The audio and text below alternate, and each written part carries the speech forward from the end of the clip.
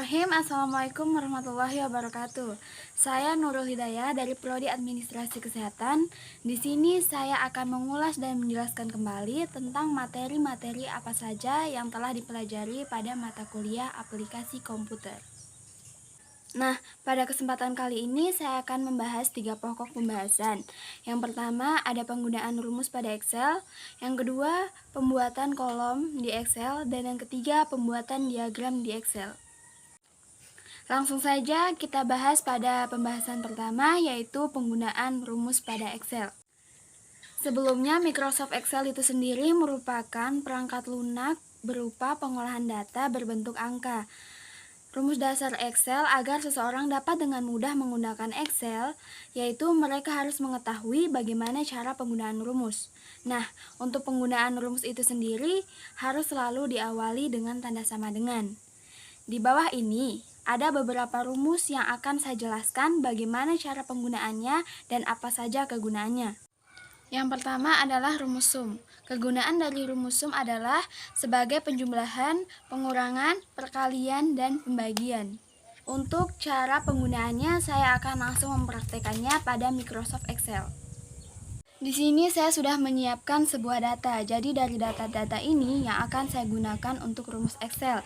Tadi rumus yang pertama yaitu rumus sum. Pertama, klik sama dengan di sini, lalu sum buka kurung. Karena yang akan kita cari nilainya pada kolom C dan D, kita copy kolom C dan D yang berarti kolom umur dan kolom tinggi badan. Nah, setelahnya kita balas kurung dan klik enter. Kemudian setelah itu, nilainya otomatis akan tersedia, seperti ini.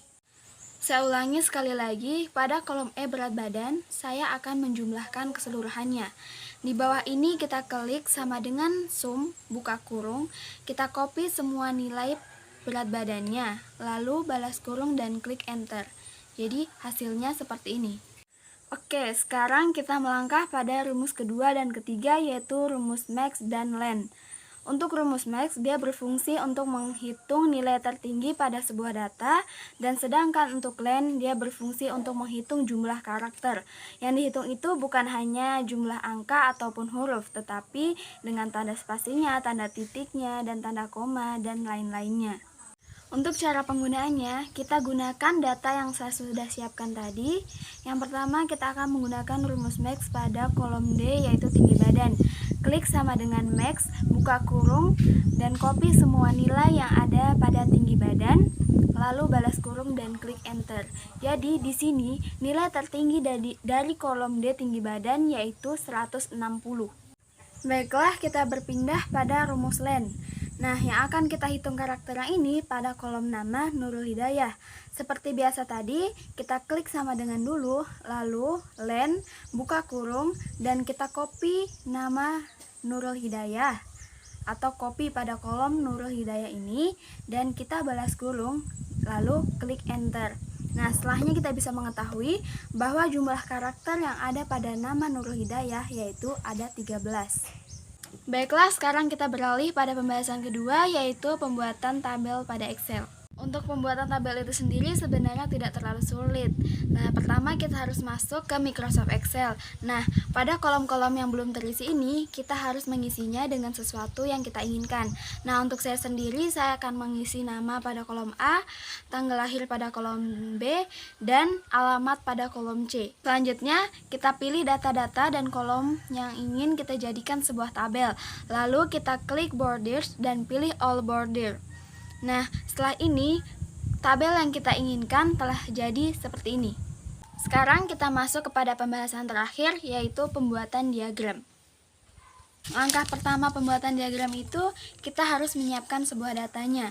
Dan di sini saya itu sudah menyiapkan sebuah data, dan datanya itu tentang perbedaan tinggi badan siswa. Sekarang kita bisa lihat data perbedaan tinggi badan siswa yang saya gunakan. Untuk langkah selanjutnya pembuatan diagram itu, kita copy nilai perbedaan tinggi badannya. Lalu kita klik menu insert dan pilih chart atau bentuk diagramnya.